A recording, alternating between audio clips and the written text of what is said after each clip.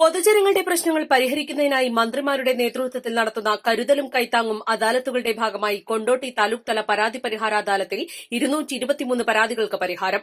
മന്ത്രിമാരായ V Abdurahiman, advocate P A Muhammad Riyas തുടങ്ങിയവരുടെ നേതൃത്വത്തിൽ കൊണ്ടോട്ടി ഹജ്ജ് ഹൌസിലാണ് അദാലത്ത് നടന്നത്. അദാലത്തിൽ ആകെ 965 പരാതികളാണ് ലഭിച്ചത്. 383 പരാതികൾ മുൻകൂറായും 582 പരാതികൾ അദാലത്ത് ദിവസവും ലഭിച്ചു.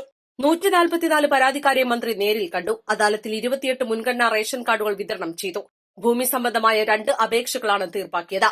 ജനങ്ങളുടെ പ്രശ്നങ്ങൾക്ക് പരിഹാരം കാണുകയാണ് സർക്കാരിന്റെ മുഖ്യ ലക്ഷ്യമെന്ന് കായിക വഖഫ് ഹജ്ജ് ന്യൂനപക്ഷ ക്ഷേമ വകുപ്പ് മന്ത്രി വി അബ്ദുറഹ്മാൻ പറഞ്ഞു. ജനങ്ങളോട് മന്ത്രിമാർ നേരിട്ട് ഇടപെടുന്ന ഇത്തരം അദാലത്തുകൾ വഴി പരാതികളുടെ എണ്ണം കുറച്ചുകൊണ്ടുവരാനായി.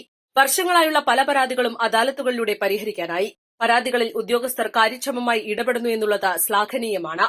അപേക്ഷകൾ പരാതികളായി മാറാതെ ഉടനടി തീർപ്പാക്കാൻ ഉദ്യോഗസ്ഥർക്ക് കഴിയണമെന്നും മന്ത്രി പറഞ്ഞു. കരുതലും കൈത്താങ്ങും അദാലത്തുകൾ വഴി പൊതുജനങ്ങളുടെ ഒട്ടേറെ പരാതികൾക്ക് പരിഹാരം കാണാൻ സാധിച്ചതായി പൊതുമരാമത്ത് ടൂറിസം വകുപ്പ് മന്ത്രി advocate P A Muhammad Riyas പറഞ്ഞു. മന്ത്രിമാരും വിവിധ വകുപ്പ് ഉദ്യോഗസ്ഥരും ഒറ്റക്കെട്ടായി നിന്നതാണ് അദാലത്തിന്റെ വിജയം.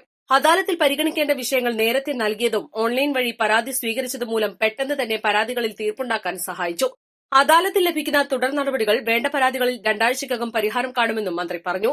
കൊണ്ടോട്ടി ഹജ്ജ് ഹൌസിൽ നടന്ന അദാലത്തിൽ ജില്ലാ collector V R Vinod, Perinthalmanna sub collector Apoorva Tripathi, ADM N M Mehar Ali, വിവിധ ജില്ലാ താലൂക്ക് തല ഉദ്യോഗസ്ഥർ തുടങ്ങിയവർ സംബന്ധിച്ചു. East live, Kondotty.